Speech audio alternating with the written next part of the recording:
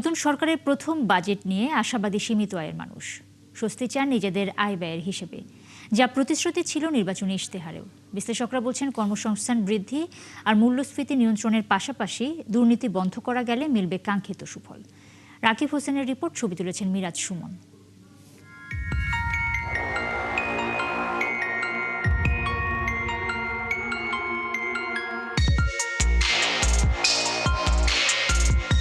ঢাকার কারওয়ান বাজার মোড়।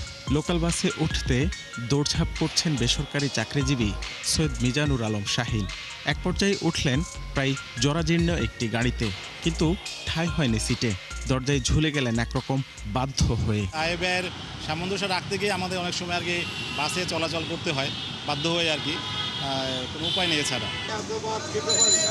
জীবনের শেষ প্রান্তে এসেও আয় ব্যয়ের হিসাব মিলছে না রাজা মিয়ার। তাই তো নোংরা পরিবেশ কিংবা খাবারের মান উপেক্ষা করেই পেট ভরলেন ফুটপাতের হোটেলে। টাকা না থাকলে তো বাদ দিব না, টাকা দিয়ে ভাত খাইতে দেবো।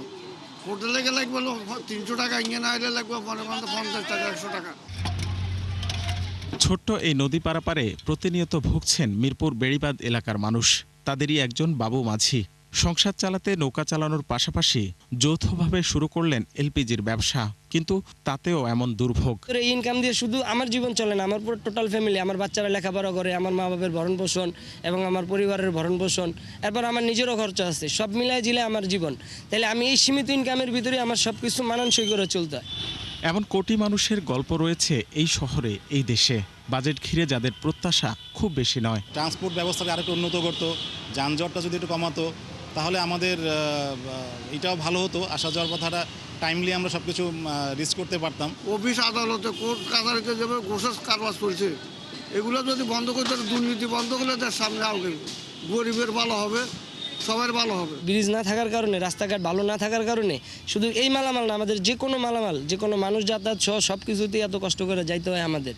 বিশেষজ্ঞরা বলছেন, সাধারণের চাহিদা পূরণে মূল্যস্ফীতি নিয়ন্ত্রণের পাশাপাশি বিশেষভাবে জোর দিতে হবে কর্মসংস্থান বৃদ্ধিতে। বন্ধ করতে হবে দুর্নীতি আর অব্যবস্থাপনা।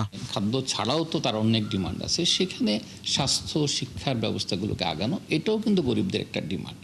কোয়ালিটি অফ শিক্ষা যেন আসে, স্বাস্থ্যটার খাতে যেন। আর তৃতীয় খাতটা হচ্ছে শহরাঞ্চলে ট্রান্সপোর্টেশন, পাবলিক ট্রান্সপোর্টেশন ব্যবস্থা যেন ইমপ্রুভ করে।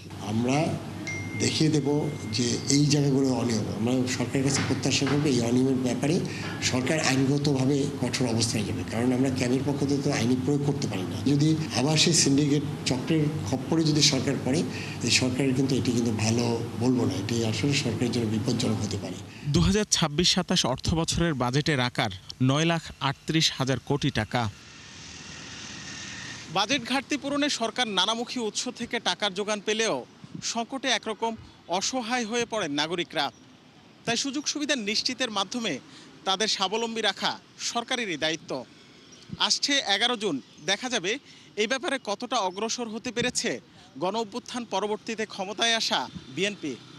রাকিব হোসেন, 71, ঢাকা।